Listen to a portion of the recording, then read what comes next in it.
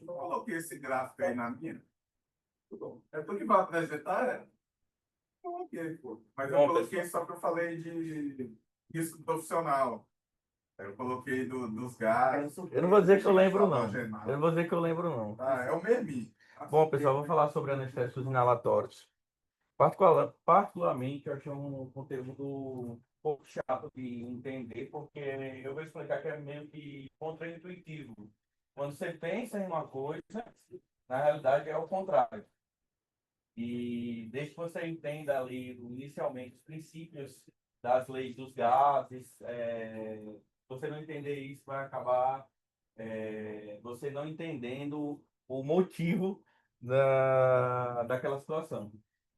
Foi colocado um contexto histórico. Essa foto é de Thomas Green Morton, em 1846. Inclusive, ele é o pai da anestesia. No dia 16 de outubro de 1846, foi feita a primeira cirurgia documentada com anestesia. Dizem as más línguas, foi a primeira oportunidade do anestesista ganchar uma cirurgia e não houve. Não foi documentado, aconteceu. Né? É lógico que essa foi a primeira documentada, mas existem alguns estudos anteriores com o próprio óxido nítrico, o próprio éter também, mas sem sucesso. Ficou marcada essa fraude, Cavaleiros, isso não é uma fraude. E foi através dele que a gente está aqui, né? Ele foi um dos mentores aí da anestesia, conhecido como o pai da anestesia, né? Esse aqui é um contexto histórico dos anestésicos inalatórios. Nós temos, como eu falei, o óxido nítrico. O pessoal usava muito em festas antigamente. E aí o pessoal notava que era um gás hilariante, o pessoal caía e não sentia. Então começou-se a querer estudar os conceitos do óxido nítrico, depois éter, e foi se desenvolvendo até a gente chegar nos halogênios aí, os aflurânios, desflurânios e o sevoflurânico, que é o que a gente utiliza mais atualmente. E um dos princípios aí iniciais é a lei de Dalton, que é a pressão parcial de um gás. Quando a gente vê na atmosfera, a gente tem mais um contexto ali de nitrogênio e oxigênio. A gente sabe que a atmosfera, 1 atm é 760 milímetros de mercúrio. Só que a gente quer saber o quanto é a pressão parcial, se for falar um modo mais leigo, quanto é a força daquele gás que está presente naquele ambiente. No contexto da atmosfera, o nitrogênio está a 600 e o oxigênio ele tem uma força de 160. Esse conceito inicial aí, o que é que determina aquela pressão parcial daquele gás? Isso são várias variantes. Se a gente pegar aquela lei de Boyle, que é PV igual a RNT, a temperatura ele pode alterar a pressão parcial naquele ambiente, ali, naquele reservatório. A fração, a molaridade do próprio átomo que está lá, ele atua também na pressão parcial. Então, existem alguns fatores que fazem ter aquele nitrogênio ter uma pressão parcial naquele reservatório maior ou menor. Sempre no gás, ele sempre vai sair de um gradiente, mas tem que existir um gradiente para ele sair. Então, sempre tem que ser do maior para o menor. Então, o primeiro conceito que eu quero que vocês entendam é que sempre vai ser do maior para o menor. E o segundo conceito é que a gente vai sempre entender, o que eu botei na minha cabeça é o equilíbrio. Para que as coisas aconteçam, para que tenha uma indução, para que tenha alguma coisa ali, ó, o paciente, ele entre a amnésia, tem que existir um equilíbrio. Quando se existir um equilíbrio em duas partes, que eu vou explicar posteriormente, vai acontecer as coisas. E aí eu vou explicar porque que inicialmente eu entendia tudo ao contrário. Existe uma classificação de anestésicos inalatórios. E aí, se estudar lá, se a gente pegar lá no cursinho, no pré-vestibular, no vestibular, aquele metano, butano, met, prop, but, a gente divide os alcanos, onde só tem ali na cadeia principal carbonos e hidrogênios, E existe o conceito de éter, né? Que é quando você tem um oxigênio na cadeia principal entre os carbonos. E quais são eles? Sevoflurânio, desflurânio, isoflurânio. Esses são os conceitos, eles são éteres, na sua essência da química. E os alcanos, o que a gente tem mais evidência, assim, o protótipo que a gente vê assim é o halotano. E existem os gases, né? Então lá naquela existem os gases ideais que estão na tabela periódica, lá na 8, né? Eu vou explicar um pouco sobre a tabela periódica aí também. É o óxido nitroso, o xenônio, o etilênio e o ciclopropano.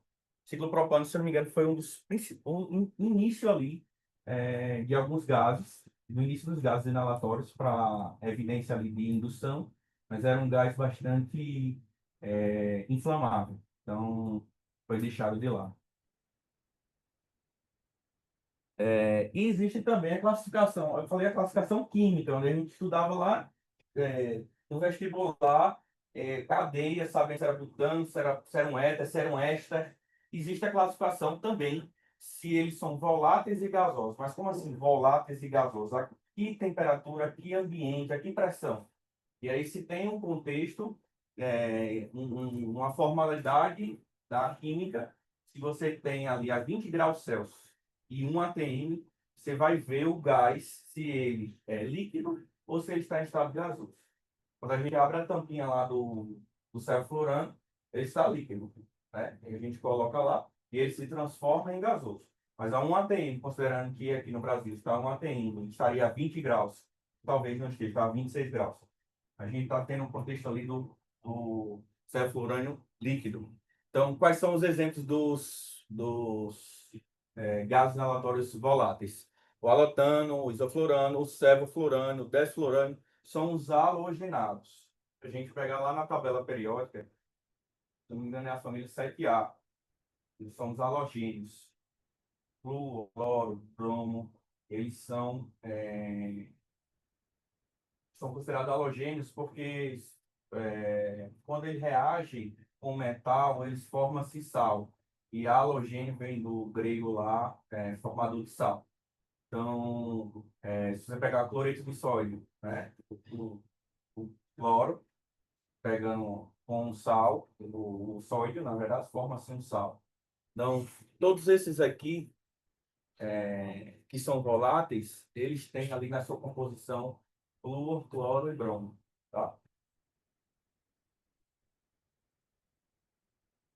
É, e existe o conceito de pressão de vapor e pressão de ebulição. Pressão de ebulição é quando se atinge a temperatura crítica.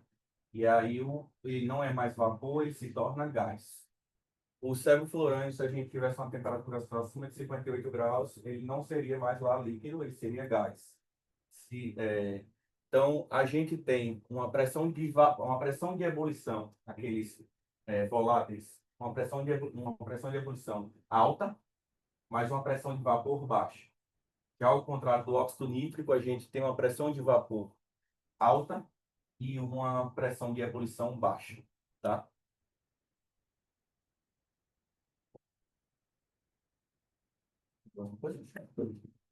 Sim, isso é o conceito de temperatura crítica que eu falei. É a temperatura onde as substâncias existem na forma de gás, ela não é vapor.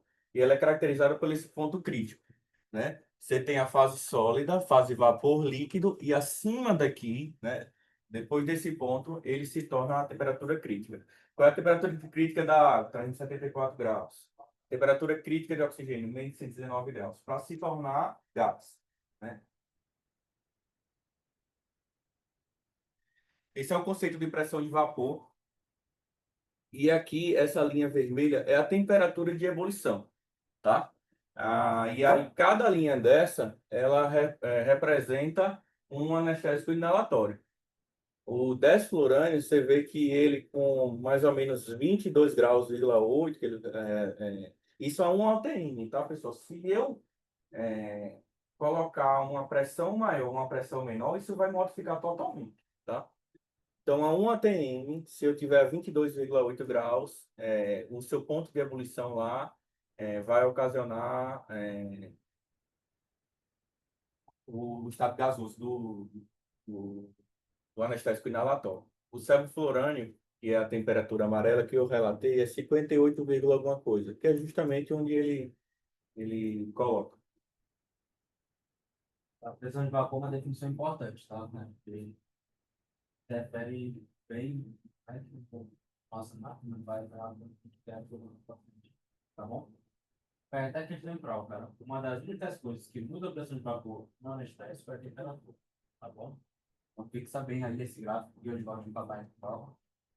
Justamente Aquela, aquela temperatura não do evaporador, daquele onde faz a troca com a calçotada, né? Ele influi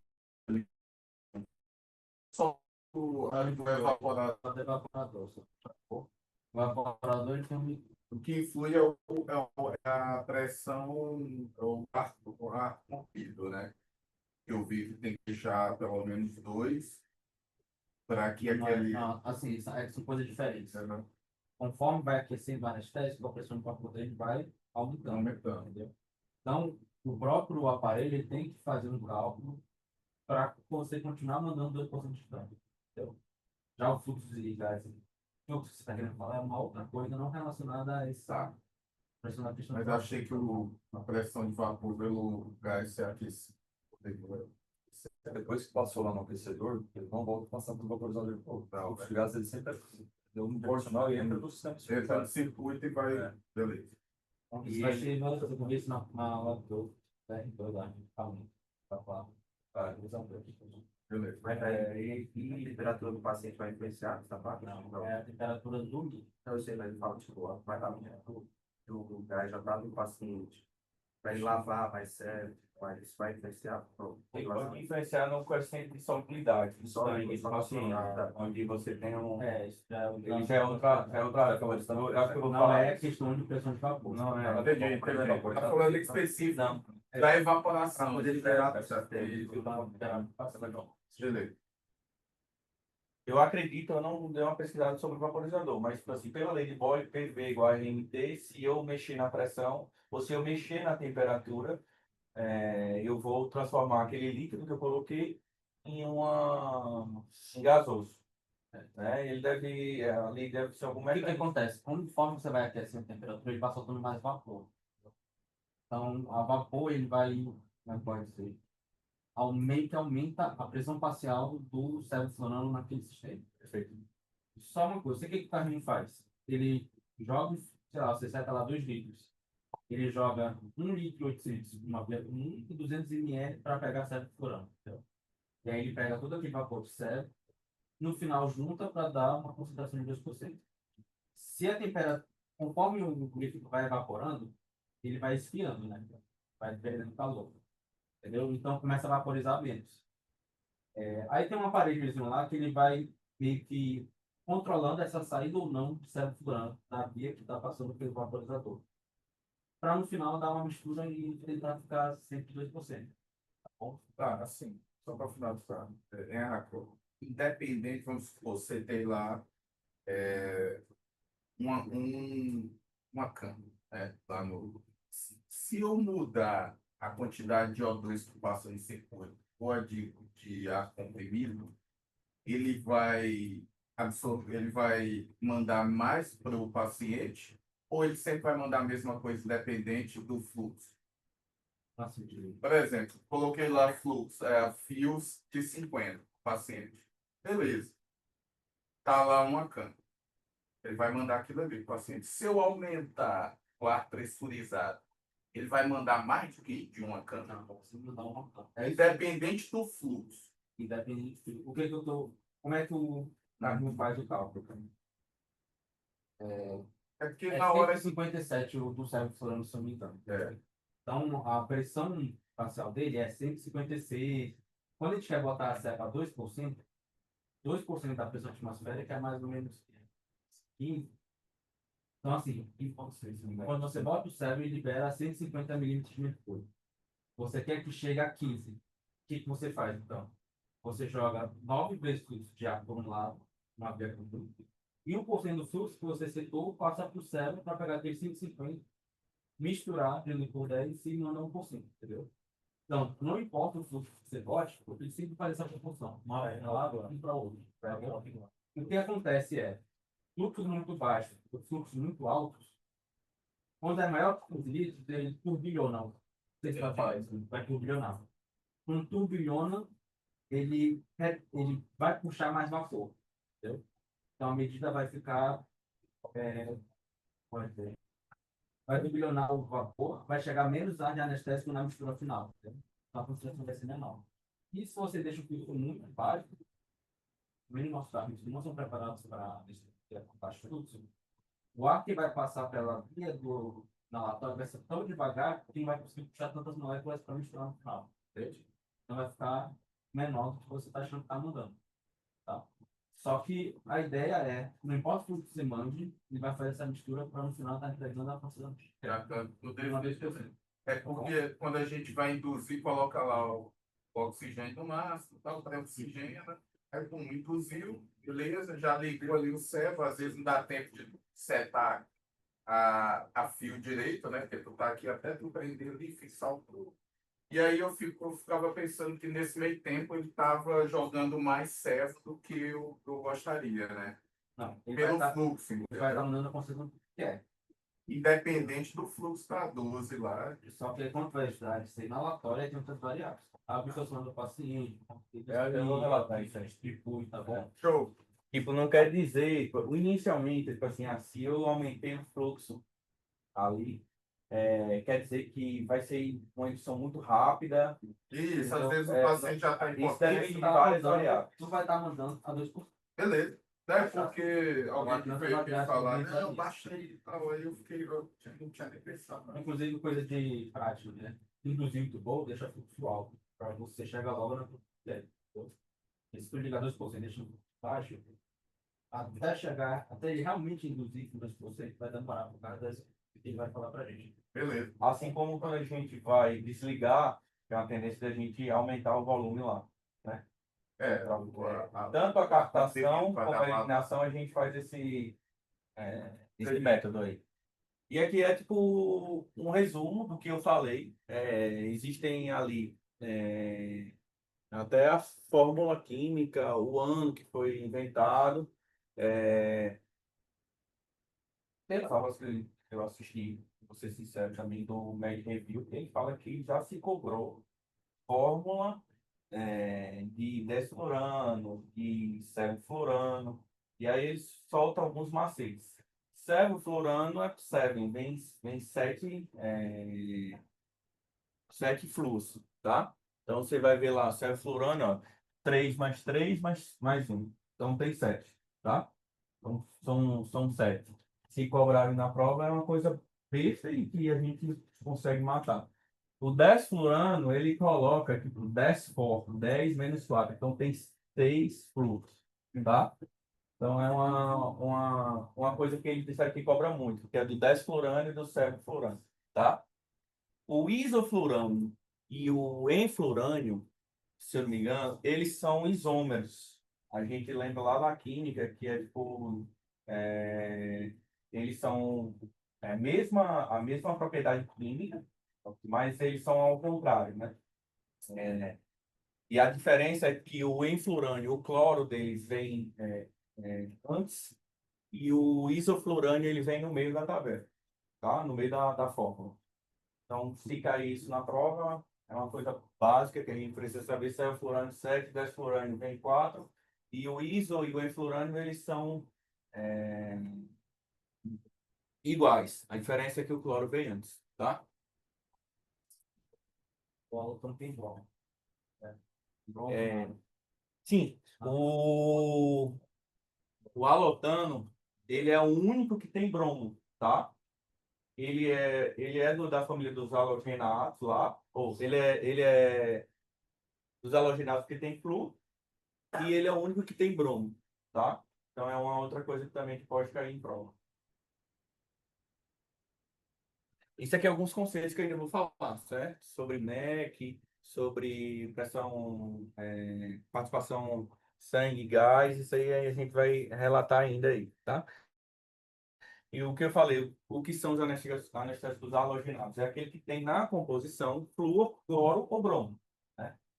Tá lá na família 7A, se tiver uma daqueles elementos químicos da tabela periódica, flúor, cloro e bromos, eles são halogenados, tá? E aí tem como principal ali, o inicial, na verdade, o alotano, que foi um dos primeiros anestésicos halogenados. No final da aula eu vou explicar os prós e os contras de cada anestésico desse. O isoflurânio, que ele tinha como característica de estabilidade cardiovascular. O sevoflurânio é o que a gente utiliza, ele tem uma rápida indução, uma rápida recuperação. E o desflurânio, quando a gente necessitava de uma rápida recuperação pós-operatória, tá? E existe um conceito de farmacocinética e anestésicos inalatórios. Lembra que aquilo ali que eu entendi, que eu falei, tipo, às vezes é muito contraintuitivo, mas lembra-se do gradiente. Para que uma pressão, um gás, ele se locomova, sair de um canto para outro, ele tem que estar do mais para o menos, tá? E como é que ocorre isso aí? Inicialmente, a máquina joga lá o gás, tá? Existem ali, inicialmente a gente não tem nada de sevoflurânio, né? Que é o que a gente utiliza. Ele vai para os pulmões, ocorre ali na hematose nos alvéolos a troca, tá? Vai para a distribuição do sangue, o sangue ele vai se distribuir tanto nos órgãos nobres, dentre eles o sistema nervoso cerebral, distribui uma parte em músculo, tá? E uma coisa importante que eu vou falar na frente, nos lipídios, tá? Na obesidade ali, na gordura dos pacientes, tá? E quais são os fatores que podem, determinantes nos gradientes de pressão parcial naquela anestesia, tá? Falei sobre o conceito de pressão parcial. E aí são alguns fatores que podem ou aumentar ou diminuir essa pressão parcial daquele gás, tá? A ventilação alveolar, ele é um fator que pode modificar o sistema de anestesia, tipo, até a própria traqueia, de acordo com o espaço que tem ali, ele interfere. A capacidade residual final do paciente, pacientes que têm uma capacidade residual final muito grande, é difícil de a gente chegar ao equilíbrio, que é o ponto que eu quero que vocês entendam. A transferência do alvéolo sangue. O principal é o coeficiente de participação sangue e gás. Tá? Tipo assim, a coisa primordial é o coeficiente de participação do sangue e gás, que eu vou explicar no próximo slide. O débito cardíaco, quanto maior o débito cardíaco, inicialmente, eu pensava que era mais fácil de induzir aquele paciente. Não, na verdade não. Eu vou explicar o porquê nos próximos slides. Ele tende a piorar, tá?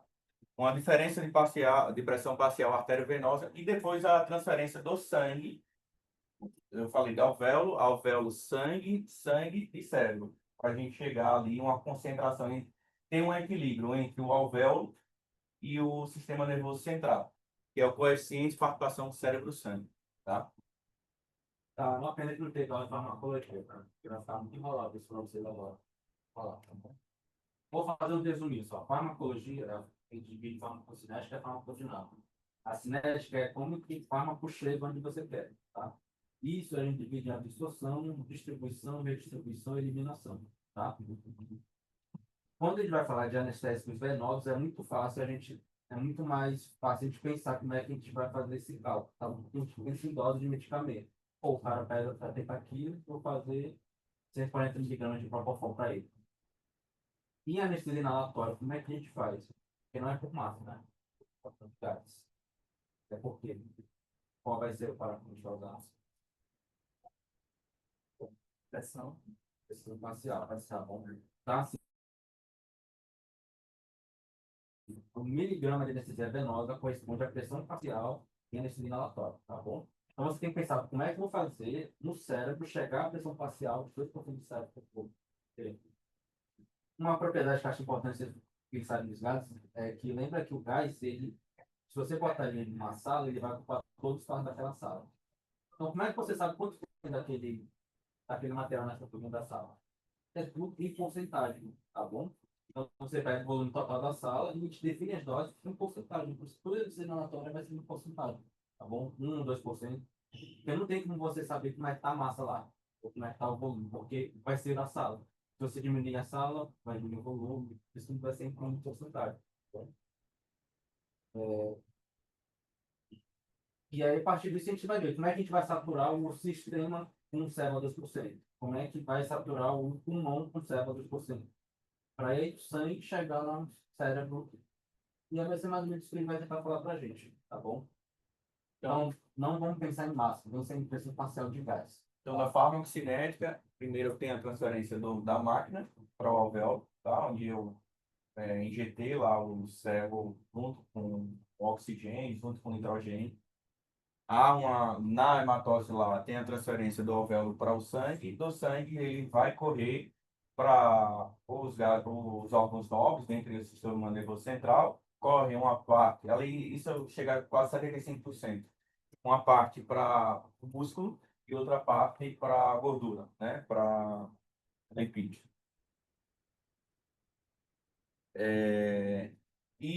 Uma coisa importante aí é o coeficiente de partição, né? Que é, o que é isso? O jeito mais fácil que eu aprendi, assim, quando eu tenho uma caixa, eu tenho duas caixas aqui, uma caixa só com oxigênio, ou uma caixa vazia, uma caixa com sangue. E eu vou colocar lá o sevoflurânio, eu vou colocar o gás inalatório.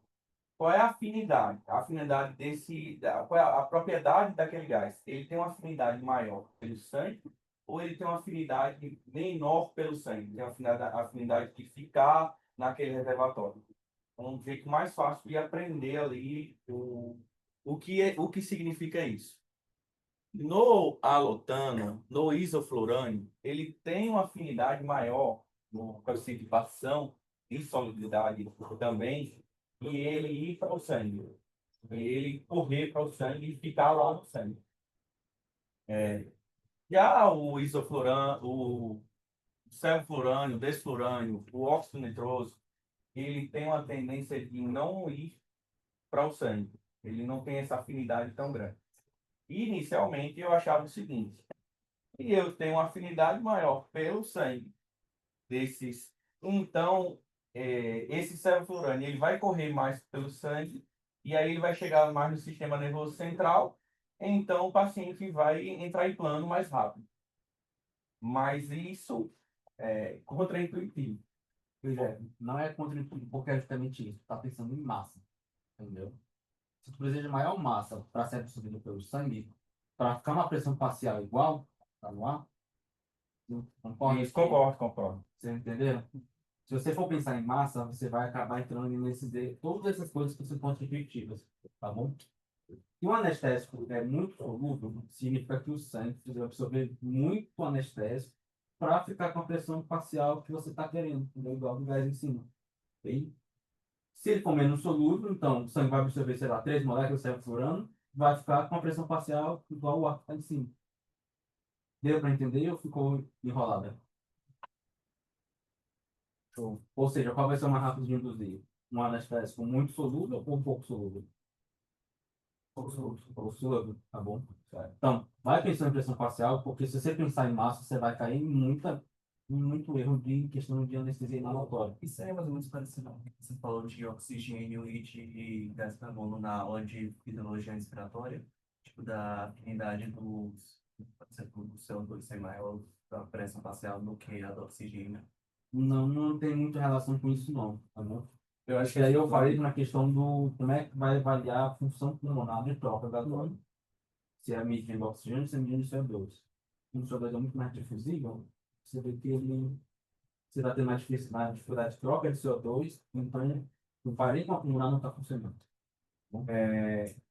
E uma coisa que eu também tive um raciocínio através das aulas é o seguinte: o equilíbrio, para que para que aconteça um equilíbrio ali e o paciente entre em indução, e eu vou falar sobre o conceito de Kahn, tem que existir um equilíbrio, não pode ter um gradiente. Porque se quando ocorre um equilíbrio no alvéolo do sistema nervoso central, é que a gente atinge ali, o paciente entra em ou indução ou em amnésia, a depender da CAM, ele vai ter algum comportamento, tá? Quando você tem um componente, um gás que ele é bastante solúvel, ele vai entrar realmente muito lá no sangue, só que ele vai para o sistema nervoso central e ele vai carrear muito gás. E o alvéolo que está lá, ele vai ter pouco sevoflurânio. E não vai existir um equilíbrio. Para que ocorra, as coisas se aconteçam lá, é que haja um equilíbrio, tá? Por quê? Porque vai chegar um momento que ele vai saturar tanto o sistema nervoso central, que aí ele vai começar a se depositar em gordura, vai começar a se depositar em músculo, e aí ele vai passar novamente no alvéolo. E aí ele vai carrear novamente. E não vai existir o equilíbrio. Então, o que eu aprendi, tipo assim, as duas coisas importantes é pressão parcial do gás e que para que as coisas ocorram no gás é que se tem um equilíbrio. Se não existir um equilíbrio, você vai pensar, contra-intuitivo, pensar em massa e vai errar na questão, tá? É que nem daquele. Tem um ventilador lá que mostra qual é a CAM que o cara tá. Aí, por exemplo, o que tu tá falando deve ser tipo assim, aquele número lá até ele estabilizar. Isso, Até perfeito. quando contra a parte estável lá, está zero tanto de CAM do paciente. Então quer dizer que já estabilizou, não está subindo nem descendo. Teoricamente, Aquele encontrou a medidor lá, estabilidade. aquele medidor, eu vou ter uma tabela. Uma das coisas que me intrigava é tipo assim, no medidor lá do Aham. ferro, tá 0,8. Não é o que ele expira, mas não é o que está no sistema nervoso central. Só que eu vou mostrar em tabela aí Que que ele o faz sistema espiral. nervoso central e a fração de expiração, quando eles estão em equilíbrio, é a mesma coisa. Eu vou mostrar a tabela. Tá? Beleza, mas é isso aí que tu quer dizer, né? É. Basicamente, o equilíbrio é o Então, mesmo. de baixa aquele que tem baixa solubilidade do sangue, ele tende atingir o equilíbrio, tá? E aquele que tem alta solubilidade do sangue, ele mais lentamente atinge esse equilíbrio. O alotano ele tem como característica de ter alta solubilidade, o sevoflurânio ele tem como característica baixa solubilidade no sangue, tá? É, E isso aqui é uma tabela de solubilidade e o quanto é rápido a indução e a recuperação. Aí você vê a derivada do alotano, né? Tipo, é uma derivada onde o ângulo é menor, né? Já a derivada do ISO, em consequência, do óxido nitroso, ele tem um ângulo maior, né? Então ele atinge mais rápido, tá? Em tempo aqui, uma concentração alveolar e, por consequência, uma concentração alveolar, uma concentração do sistema nervoso central lá que eu vou falar sobre campo, tá? Ah, André, um compartimento mais importante para a gente saturar é o pulmão, tá bom? Então, que é do pulmão que vai estar chegando a grau para começar a circular para cima do corpo. Então, você tem que pensar em tudo aquilo que você vai conseguir aumentar a concentração da pressão alveolar no pulmão, tá? Por isso que a gente deixa fluxo alto, né? Por isso que a gente vê que pode hiperventilar, pede respirar fundo, entendeu? É bem parecido com aquilo que a gente faz de pré-oxigenação, tá bom? Então, trocar todo o ar, tá dentro do pulmão, com oxigênio 100%. Esse, quando ele vai fazer uma indução inalatória, ou então mantendo a anestesia inalatória que induzir começou o gás, a gente está tentando trocar o ar do pulmão por um ar que tenha cepfurano 2% na sua composição, tá bom? E a gente pode aumentar tanto o volume corrente, tanto o lado para aumentar para 4, 5 litros, ou aumentar a frequência. O que acontece é que se a gente aumentar tanto a frequência e não aumentar o volume, esse gás que a gente quer, ele vai ficar lá no espaço morto. Ele não vai conseguir chegar na concentração, ele não vai conseguir saturar o pulmão. Manter o tempo expiratório. Tá? E aí eu tenho que aumentar o volume corrente. tá? Tem que ter um volume maior ali. Por isso que eu aumento 4, 5 litros para saturar ali. E também no final, quando eu quero lavar o cefalorânio que a gente faz, aumentar 4, 5 litros. Se você quiser acelerar. Se você quiser acelerar, o conceito também é o mesmo, tá? Isso é a ordem decrescente de solubilidade, né? Alotano, enflorânio, isoflorânio, cefalorânio, óxido nitroso e desflorânio, tá? Para diminuir, né? Às É, vezes diminui quando ó, lava Alberto, para reter. isso aqui Mas é o conceito que eu falei de distribuição do cefalorânio, do gás, no nosso organismo. Vai do alvéolo, o alvéolo ele vai para os 75% vai para os gases dops, e aí ele divide em músculo e fat group, né? Tipo, gordura lá, tá? O que acontece? Uma coisa que Alberto falou. Essa tabela aqui, ela mostra que o alvéolo e o sistema nervoso central, eles têm a mesma característica. Então, o quanto tem lá de saturado de óxido de sevoflurânio que sai lá no medidor, é o quanto está no sistema nervoso central. Ele atinge um platô ali. Então, se está 0,7, a gente fala, está 0,7 de expiração. Mas eu tenho certeza, pela essa tabela, que é muito provável que eles estão próximos do sistema nervoso central. É tanto que quando você está ali em 0,3, 0,2, você já acha que o paciente pode despertar. O sistema nervoso central já não tem mais ali uma concentração do gás do sevoflurânio e, por consequência, ele está expirando menos, cada vez menos. É tipo Tá? assim, o cara setou lá, aí lá no mostrador tá lá 0,3, quer dizer que ainda está correndo por todos os órgãos, sistema nervoso, ainda não saturou, né, completamente. Depois vai subindo 0,6, 0,7, 0,8. E não passou de 0,8, quer dizer que todos, teoricamente, estão com a mesma CAN, né? O O sistema, o nervoso alvéolo e o e sistema nervoso central. Isso. Diferente de músculo e gordura. O músculo e a gordura ele tem uma tendência de segurar ali o sevoflurânio, que eu vou falar sempre do sevoflurânio, segurar o sevoflurânio, e ele expelir aquele componente. Percebe? Então, É tempo às dependente. vezes acontece com assim, paciente obeso, onde a gente está querendo estubar, de ter aquela reentrância, de ele expelir e circular novamente. Circula para o sangue, o sangue vai para o. Então, ele tem essa característica. É que é o que você falou, se a pressão nesses órgãos está maior do que o sangue, porque o sangue já tirou do alvéolo, vai voltar desses órgãos para o sangue, que vai dar onde tem mais pressão, vai ter mais pressão e vai se. Recircula, O que é né? diferente aí? Músculo, gordura, o que demora? Também, né? O que o que demora para saturar o músculo e gordura? Por, por conta da maior afinidade desses, da maior afinidade. Tô bem de Ou lembrar. então é pelo mecanismo de distribuição, né? É, é, Infelizmente é um conceito da aula de da farmacologia. Isso. passagem. É lipídios, né? Não dá essa ali, ó. Por que que é?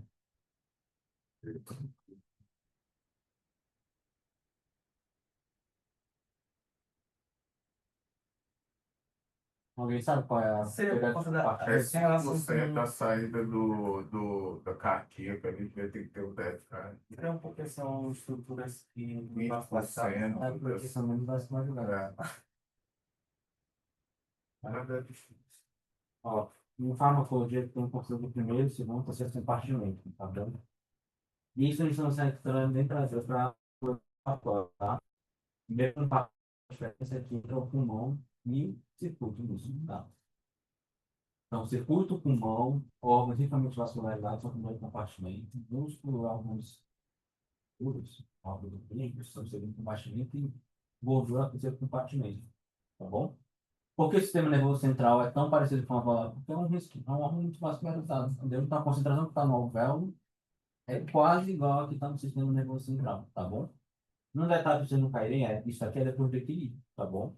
Então, foi o equilíbrio, aí. Aí começando por Aí depois ir para os foi. outros, né? A partir do momento em que A gente começa a usar aquela respirada, tá? Ver quanto que está a consideração do todo, é após o equilíbrio, entendeu? Por exemplo, vai fazer uma indução inalatória, você vai ver que não vai subir ainda para o valor que a gente quer. E se subir rápido, talvez ainda não seja o valor esperado, porque ainda está tendo o equilíbrio, tá bom? Tá, vou só resumir que vocês estão falando bastante do análise de derivados, só para especificar. Fração inspirada é o quanto que você está mandando para o paciente, tá bom? Na hora que inspira, faz a expiração, vem a fração expirada, tá? E a CAM é o valor que ele vai discutir o valor de CAM, que é o valor que tem a fração expirada e imobilidade, tá bom? Então, não confunde qual é a CAM e qual é a fração expirada, tá? A fração expirada é o quanto que ele está eliminando na expiração de sérum. Então, sei lá, se tiver 1,7%, a gente, após o equilíbrio, considera que o sistema nervoso central dele está com 1,7% de sérum. Bom? E aí o carro faz o cálculo e vê quanto que é a conta. Ele sabe que vai com 12. Tá bom?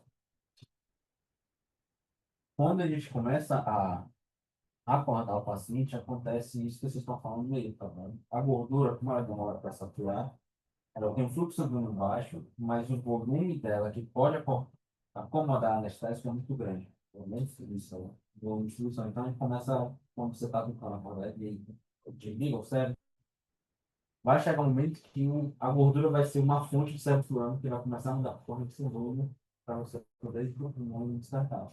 Por isso que eu vejo uma máquina acordar. Funciona para anestesia venosa, que eu acho que a gente vê mais acontecer. A UTI, o pessoal dele poder ser dado de vazamento por dia, que deve levar na gordura, e isso demora muito mais para acordar do que uma válvula limpa, por exemplo. Tá bom? E o processo de eliminação, ele é o processo reverso da captação, tudo que eu falei. Ele vai ser eliminado, voltar, né, para o pulmão, também parte da pele também, ele sai.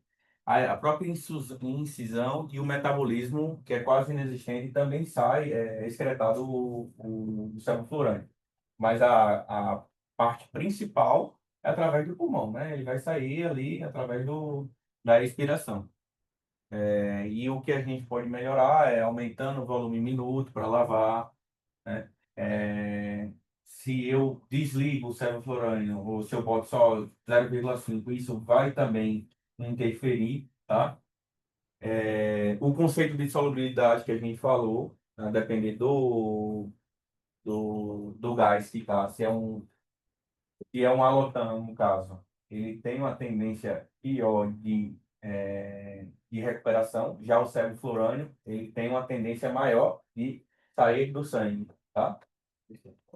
E o débito cardíaco, quando ele é muito alto, né, ele não consegue fazer aquela troca, tá? Inicialmente eu pensei, não, sim, você tem um débito cardíaco, você vai aumentar ali o batimento, vai aumentar a hematose. Não, ele é tão alto que ele acaba não fazendo uma troca correta. Então, o débito cardíaco, ele prejudica, o aumento do débito cardíaco, ele prejudica uma recuperação anestésica. A volta. E o baixo débito, então, ele acumularia mais rápido. Ao mesmo que a gente quer, sabe? Vou falar da indução, que eu acho que não vou falar de tirar assim. Na hora que você está fazendo uma indução, você quer saturar pouco mal. Se deve estar muito elevado, então vai lavar muito mais rápido o sangue que está passando pelo pulmão. Logo vai estar ainda a consideração da pressão facial. Eu confundo também, tá bom? Então, o débito cardíaco alto atrasa a indução e atrasa a recuperação, tá bom? Se o débito cardíaco é baixo, como vai ter menos sangue passando pelo pulmão, ele vai saturar mais rápido. Pressão facial. Lembra que é pressão facial. Se tiver pressão em massa, você vai falar e vai acabar errando. Então, pelo pensamento ao contrário. Foi o que você falou, que está nessa. Então, quais são os fatores que aceleram a recuperação, né? Como você falou, o baixo débito, né? O débito normal, auxílio, tá? Uma menor solubilidade do anestésico, um cefalorano em relação ao lotane, ele auxilia. Uma maior ventilação, um circuito mais curto, né? Tem gente que faz, eu não sei se isso interfere tanto, e tirar, chefe, o balão que está ali com septo. Tipo assim, pensando na química e na física, realmente, quando eu tiro o balão, mas eu não sei aqui.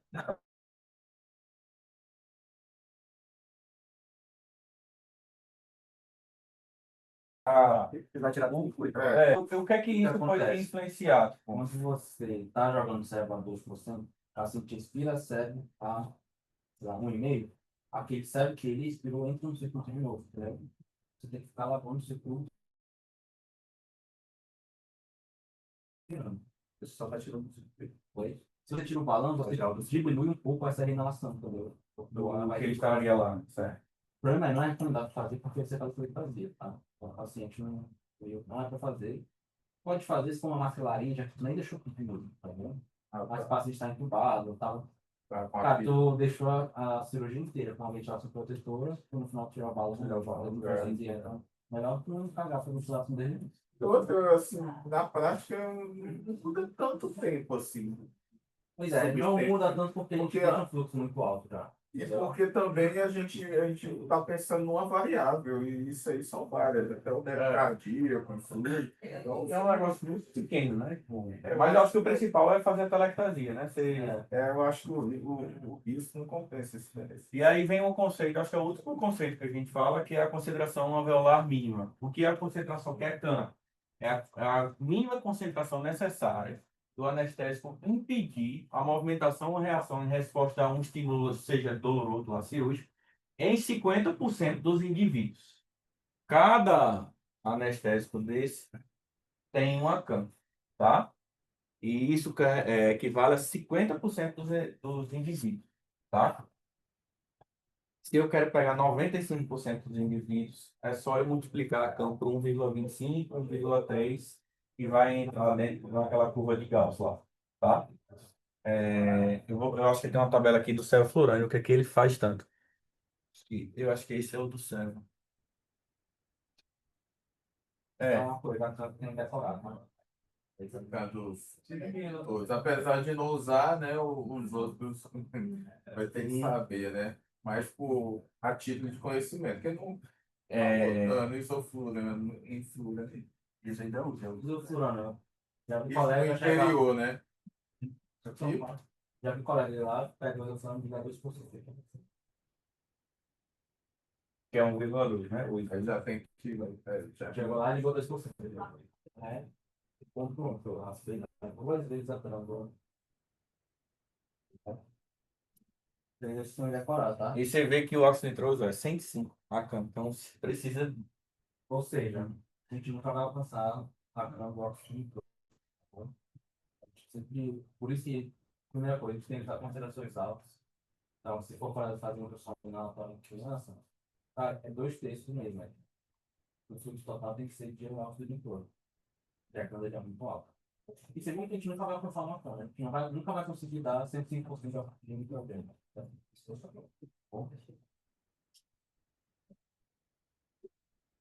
Aqui, ó, ele não está falando principalmente do cérebro furando, ele está falando dos inalatórios no geral, né? Tá bom? Quando ele está falando de câncer, está falando dos inalatórios no geral, tá bom? Lembra que CAN é uma medida, é aquela medida que você falou, cara. Aí cada anestésico inalatório tem o seu fração inspirada de câncer, entendeu? Então, assim, uma CAN é igual para todo mundo. Só que a fração inspirada que você tem que chegar em uma CAN é diferente. Eu estou estudando essa 1.6, 1.3, 1.1, tá bom? Certo. Mas a é a fração da CAM, não é a CAM. Tá. Exatamente. É a fração da CAM. Então, Não, quando a gente vai beleza. falar de inalatório, a gente está falando de CAM. E aí a gente fala de frações. E 0,25 da fração da CAM, ele vai daquela CAM. Se for 2, se for 1,2. Pronto. A 0,25 foi mal. Aquela. Porque se fosse, tipo assim, 2 aqui, seria. 25 do CEF, que é 2. Isso, exatamente. Se for 0,25 da CAM do CEV, ele estaria fazendo uma amnésia. Se tivesse 0,50, no caso, seria a inconsciência. O 2 da CAN no cefalorânio seria imobilidade, tá? Então, isso é fração.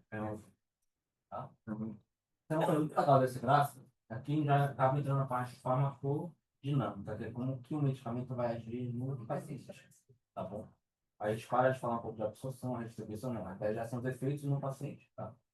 Coisa legal aqui nesse gráfico é, olha só, amnésia de inconsciência. O cara, antes de entrar em consciência, ele já não lembra mais das coisas. Tá bom? Legal pra gente, né? Mas tem uma coisa ruim que é. O cara lembra, Ele não tá em conta, ele não foi. configurar o paciente. Entendeu? Tá. Tá? Não lembra que foi. Há como a gente testar essa parte? Nossa, deixa eu- Não, porque, por exemplo, há como a gente mensurar isso durante a cirurgia realmente, se a gente ficar nessa dúvida? Ah, será Eu posso fazer em você, tipo assim, se eu conseguir chegar a uma CAN a 0,25 de fração, você só vai ter amnésia. Você não vai induzir lá com. Vamos fazer o teste.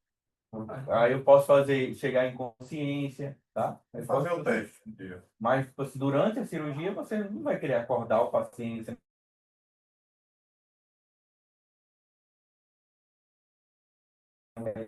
Você A gente não.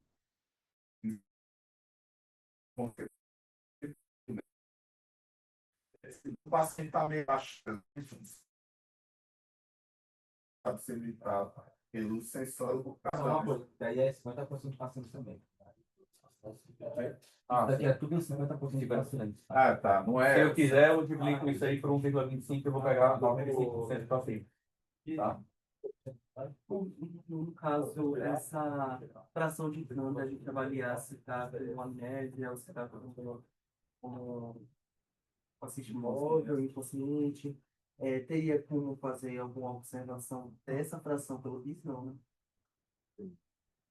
Olha, tem um dado interessante que o BIS ele não diminui consciência operatória em estudo inflamatório. Por quê? Porque a gente tem a medida da fração expirada. E a medida da fração expirada é a única situação na anestesia que a gente consegue medir exatamente a concentração necessária no paciente. Tá? Cara, quando faz a TC, que é a análise total, aquele valor lá de concentração da água, é um cálculo. Né? Está aqui ou se não está, se passa que é maior, botou coisa errada, a gente não sabe. Mas em inalatória, não. O valor que está lá 1,5 é o valor que está sendo negociado. Por isso que quando por exemplo, uma venosa, a gente tem a segurança de que pode não fazer com BIS, já que quando é venosa total, aí tem que ter o BIS para a gente. Não confundir, né? A inalatória a gente não precisa dar BIS, entendeu? Se a gente tiver, ou de resto. Porque aqui tem outro, porém, que a mente hoje nunca tem na nível de vários, né? Tá bom? Isso é o conceito de aditivo. E Aí, só uma coisa. Aí, aquele valor de campo que eles têm, a gente pode fazer a partir daquilo, desses cálculos, entendeu? Então, tem outros valores de campo. Tipo, tem o campo de 50, que é tem 50% dos pacientes quando tem vídeo de 50. Que é mais ou menos 75%. Procede a 1,5, por exemplo, entendeu? Então, lá, aquele valor está 0,75, você sabe que 50% dos pacientes tá com vídeo de 50. ah, tá. Quando despertar é 0,34. Tipo, os caras foram testando, né? Foram Tipo, ia testando. anotando. Tipo, a É quanto que tá aqueles zero. ali são os mais importantes mesmo, tá bom? Mas tem várias outras coisas, tá? Tem da laringoscopia, a candalaringoscopia é maior ou menor? É maior. Do estímulo. Então, o estímulo da laringoscopia é maior do que o estímulo de corte na pele, tá bom? 0,34 é o campo que o paciente acorda. Então, quando chega em 0,3 campo, que seria 0,6 posição misturada, o paciente pode acordar, tá bom? E é a partir disso que a gente vai fazendo essas situações, tá bom? Esse é o conceito aditivo de CAN. E se eu tiver 0,5 e 0, de óxido nitroso mais de serve, pode ser igual a um CAN. As coisas se somam, né? Tipo, eu posso usar protóxido lá, mais um pouco do serve. Eles se somam. Tá? É diferente de um conceito de sinergia, tá bom? A gente vê nesse adenose. No aditivo, você junta as doses e você chega ao efeito da soma dos dois. Quando é sinérgico, você bota uma dose de um e uma dose do outro, o efeito é maior do que se você quisesse eles separados. Bom, a anestesia é aditivo, tá vendo? E, sei lá, e das 90 mil SBR. Também. Você que faz aquele conceito de efeitos significados? Dá não. Não. Vai falar? Não, acho que não. Tá. Eu acredito em segundo lugar. E no meio a gente conversar. Já está no finalzinho. E quais são os fatores que podem modificar, cara? Dentre eles, hipóxia, hipotermia, gestação, hipotensão, alcoolismo. O que é que você pode pegar numa situação dessa? Tudo aquilo que deprime do sistema nervoso central ali, ele reduz a campo. Ou seja, ele potencializa ali a situação, tá? Tipo, um idosinho, no caso. É mais fácil ou mais difícil de a gente induzir lá com a... Mais fácil, né?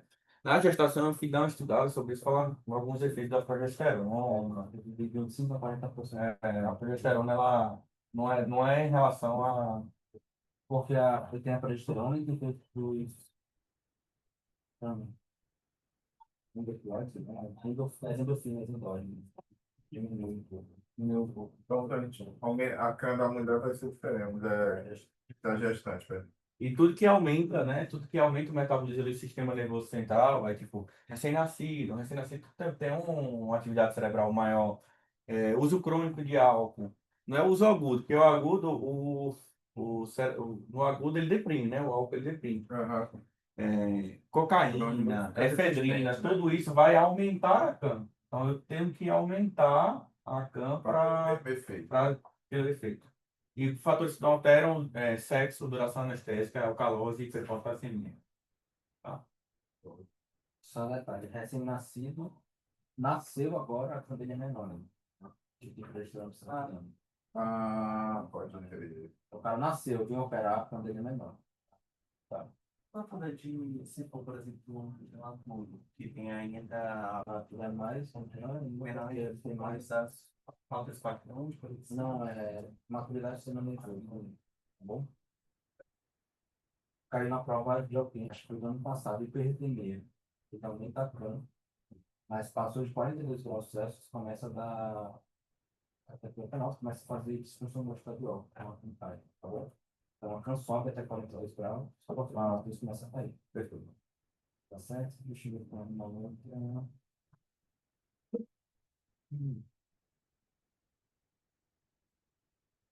Jura?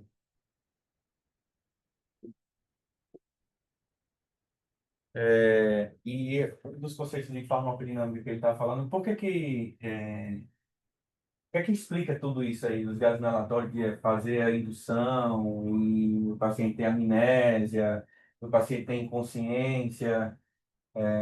Existem algumas teorias. A primeira é que tem uma disfunção lá da camada lipídica dos neurônios e vai impedir lá a progressão da pressão alveolar. E o segundo é que você vai ter uma bagunça lá nas proteínas e vai ter uma diminuição da transmissão sináptica. Então, tem alguns conceitos aí falando sobre essa farmacodinâmica, por que que ocorre a amnésia, a inconsciência, eles vão atuar lá nas proteínas, impedindo a sinapse, e também na camada lipídica. É um dos conceitos que eu vi. E a absorção? Como é? Ninguém. Ninguém assim. Olha. Não, mas ninguém sabe como funciona os anestésicos inalatórios ainda. Vai ver que tem umas 3, 4 teorias, sabe? Que é engraçado. E é engraçado, a gente assim, que viu até não funciona. Por isso que a teoria mais aceita é meio que essa bagunça, entendeu? Meio que age em tudo, tá? Aí a gente se plugava, me virar, fantástico, aula, É uma bagunça, é uma bagunça. É diferente de anestesia venosa que tu sabe. Pô, vou dar uma trucada. É, pra mim, a gente não entende. Perfeito. Então, você também sabendo que na lata a gente não sabe muito isso. Bom, os dois principais que eu vi lá são esses aí. Tá? Com essas duas. É, alguns efeitos fisiológicos cardiovasculares, eles podem deprimir, ter uma depressão miocárdia, uma redução da pH, a gente sabe, né? O paciente pode ficar hipotente. Cerebral, vai aumentar o fluxo sanguíneo cerebral e a pressão intracraniana, tanto que quando a gente entra na hipertensão intracraniana, a gente inicialmente a gente evita é, fazer balanceada, a gente tende a fazer. Mas eu vi que até 0,3, 0,2. O que acontece? No meu tem uma definição que é tipo quadro. Metabolismo cerebral e fluxo sanguíneo cerebral. Tá? Quando o paciente está com hipertensão intracraniana, se tu aumenta o fluxo sanguíneo, você favorece a edema cerebral com a hipertensão intracraniana. Tá? Então, os inalatórios, todos eles diminuem o metabolismo cerebral. Tá? Agora, o fluxo sanguíneo cerebral, ele começa a subir. Até meia CAM, parece que não tem uma interferência tão importante. Tá bom? Talvez ele até caia do fluxo sanguíneo cerebral. Passou de meia CAM, o fluxo sanguíneo começa a subir, enquanto o metabolismo continua caindo. Tá bom? Então, isso tem um evento que chama de desacoplamento, fluxo cerebral, que é o nome dele. O metabolismo está caindo e o fluxo está subindo. A partir de uma CAM, que esse fluxo começa a atrapalhar. Então, teoricamente, até uma CAM a gente pode fazer para um bom. Mas Aquele estado de solto aqui. até porque lá tem um outro problema, né? Dos Estados Unidos eles não aceitam que você faça venosidade, porque é um algoritmo que está inferindo a dose do medicamento do paciente. Né? Lá tem um problema de força. O algoritmo começar, entendi. Entendi, porque Não sei. Eles não aceitam que você não. Eles querem uma medida inalatória que você sabe que tem aquela droga correndo na concentração, entendeu? Não tem isso, não. aqui o gás expelido, que não tem, então não serviria. Porque não tem a medida do gás, só tá o que está a CAN enviada, né? Você quer dizer que não tem todos os caminhos. O analisador. Então não daria, né, para fazer. É porque não é para uma coisa, nada para jogar. Você está tentando já. Aí no finalzinho, chefe, que eu botei tipo o conceito de cada gás, assim,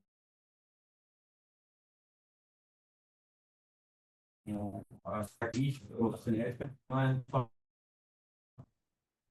ele é o gás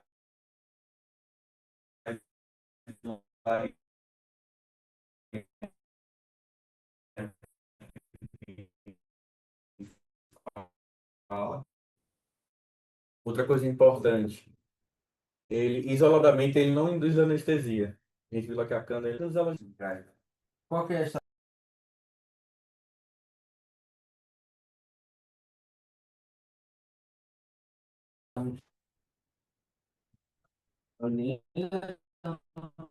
Pulmão, logo é absorvido e aquele volume que ele ocupava, meio que os outros gases se expandem. Eu vou ter uma imagem disso. Sei lá, tu botou o oxigênio para 50%, Ele vai facilitar a Você pressão bota- parcial. ele vai aumentar a pressão parcial. Tudo certo. Imagina que você botou um gás 50% de nitrogênio, 38% oxigênio, 2% de oxigênio. Chegou lá no pulmão, todo o oxigênio intruso foi absorvido. Então, os outros anestésicos vão multiplicar. Bem, a fração inspirada de 0 vai para 4%. Bom, tá. É meio que esse o mecanismo de segundo gás. Tá bom? Então, é meio discutível ainda se realmente acelera. Se você bota só o 2%, vai demorar mais tempo para o 2 ocupar 98% e o 7 conseguir chegar no 2. Não, Quando você porque bota o óxido nitroso, vai te tirar 50%. vai tirar logo 50% Já vai ficar mais fácil ficar só 2%. Exatamente. Bom, tudo bem. É isso, meu filho.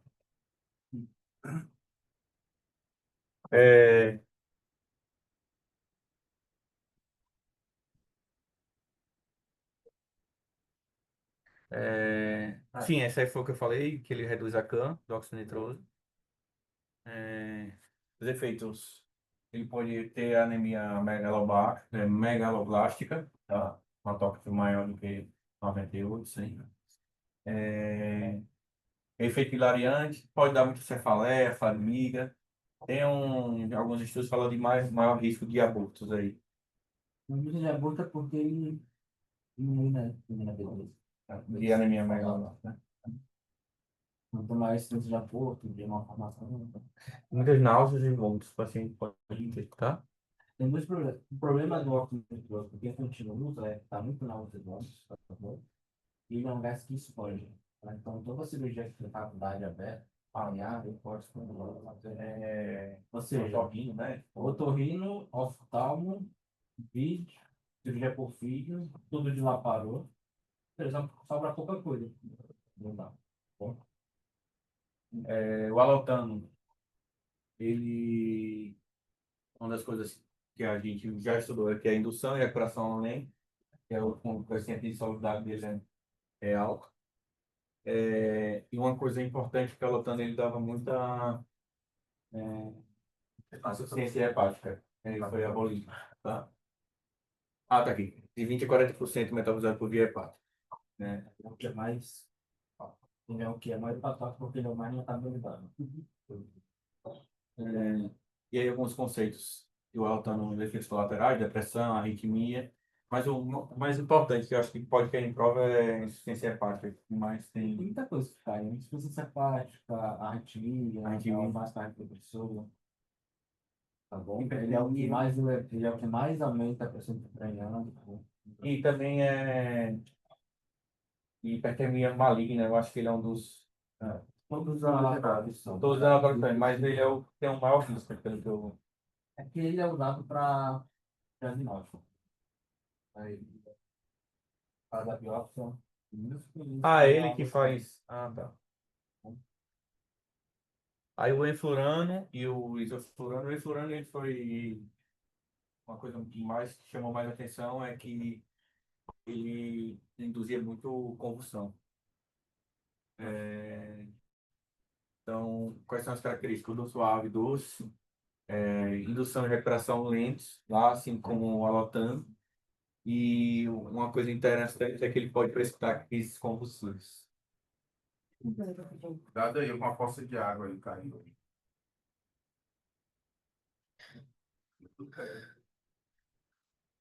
E ficar com vazamento aí, né, mano? Sim. Mas já vieram chamados, já fez tudo.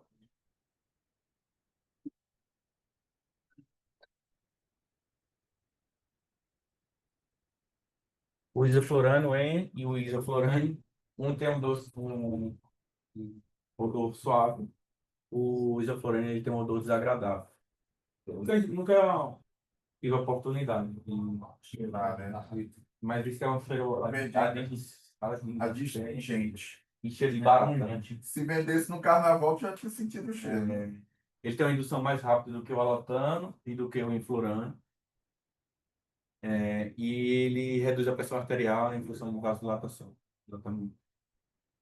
Por que ele está falando do doutor? Porque ele está falando do doutor básico? É tipo assim, algumas nas aulas do Rio, ele fica. Mas por que tem algum motivo? Não, acho que é só pelas aulas mesmo que ele fica. Para o cara Citando gravar aqui, alguma coisa, gravar algumas coisas. fala mal, né? ISO e enflurane, aí coloca a mão, aí ele divide. Tipo, gosto cheiro de barata, cheiro suave. Aí Não, faz eu acho que ele está dilatação. falando isso sem motivo. Porque Acho que é mais deve cair fácil mais, né, para na prova. criança, para alguma coisa, né? Em criança. Então, eles diziam que tem cheiro de barata, ou um que tem outro. Tá. Eu gravo um certo mais. E é o outro desagradável. Não é nem desagradável, tem um termo que chama de pungente, que ele irrita a via aérea. Eles estão associados à língua espasma, na indústria inalatória. O isoflurano está associado, o desflurano que vai falar também. Tá? Então, meio. Assim, tu vai ver que todas as coisas que estão falando tem algum motivo assim, meio mais específico. Tipo, algum motivo, né? Por que que ele. E aí o servo, tá? Ele tem um baixo coeficiente de participação do sangue, então, como a gente falou, ele é benéfico ali para reduzir, então isso aí.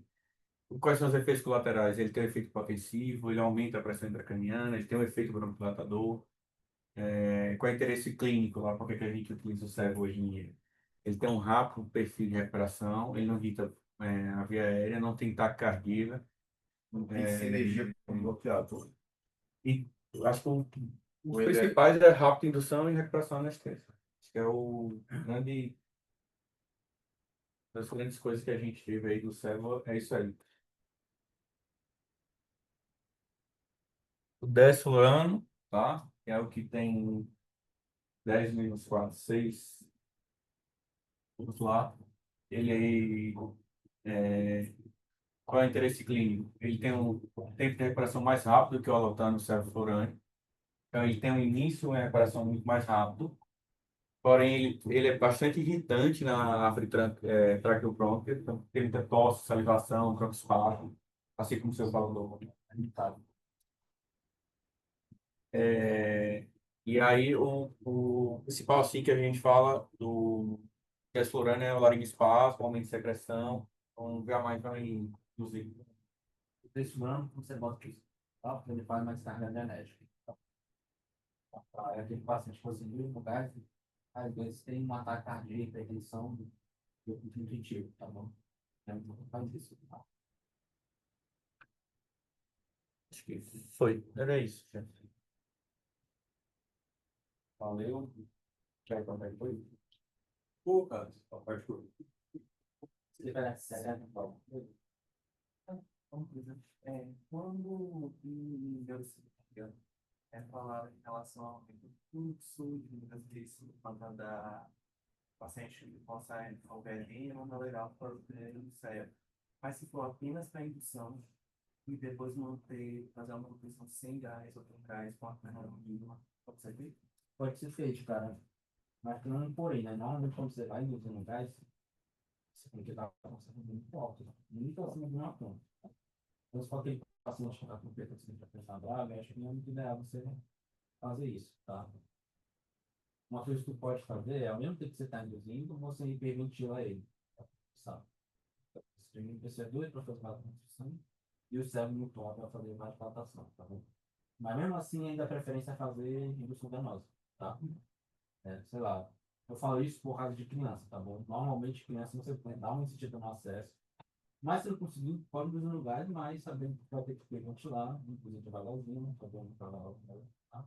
E mantém que ventilação, tá bom? Já não chega a ser proibitivo, mas recomendo fazer. Qual situação é que tu acha que é pertinente eu usar a venosa e o gato? Eu posso só, se eu quiser só fazer sempre venosa, eu faço? Ou vai ter alguma situação especial que eu vá lançar a mão de usar um pouco? Ah, foi misturado? Isso, Não, fala. na neuro. Cara, eu não sei se não conta muito para usar. É É porque eu já entrei em algumas que tinham um pouco de cara. provavelmente não tava com bico, entendeu? E aí, pra gente. Garantir Vocês viram que a cana da amnésia é bem baixa, né? Então você só também igualmente a cana da amnésia.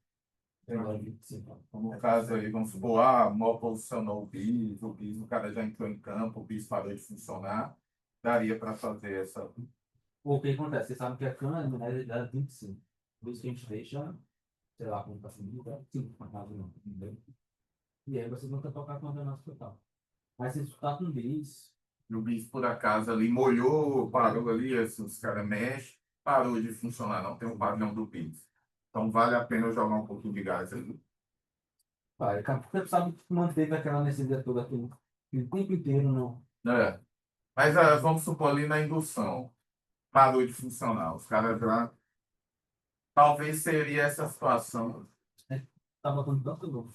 Pô, mas aí na hora lá, cara, é tanta variável que vem que a gente tem que botar várias coisas. Tá? Muita observação. Se Ainda quiser, preparado pode falar, cara. Pô, eu sou R1, rapaz. Tenho muitas dúvidas. Não, faz Talvez no R2 já diminui, né, de situação. É qualquer situação, tipo, parâmetro. Olha, pra mim, você sabe que você só tem que saber argumentar. Beleza. Pô, chegou pra mim e falou, pô, liguei 05, porque eu sei que a candamnese é isso, perdi o bico, fiquei inseguro, beleza. Agora botar assim, Porque eu porque acho. alguém viu, porque alguém falou que era assim, De orelhada, né? de orelhada, eu não acho legal. Beleza. Porque qual o problema? Na hora que se sair daquilo, tu não sabe o que fazer. É porque eu não entendia, tá? Por isso que eu queria saber mais Não, ou pois menos. é, por isso que eu... Eu vi algumas situações, tinha um pouquinho de gás, tinha venosa. Ó, uma cirurgia, a gente dou plastia. Bola, tu não consegue botar bis. É melhor tu fazer venosa para ele ter um despertar mais tranquilo. E aí, um pouco de ar, acho que para tu sair nessa também, né? Tá, quando você vai ter o BI, né? Não vai ter o bis, né? Com parâmetro, Não vai ter o bis porque ele não pode botar lá para você colocar. tem mais bom. Eles botam aquele turbante, às vezes, né? É porque eles vão descolar tudo que vier. Não tem que botar. Tem até uma aquelas timpanoplastia destrutiva também, os caras dão uma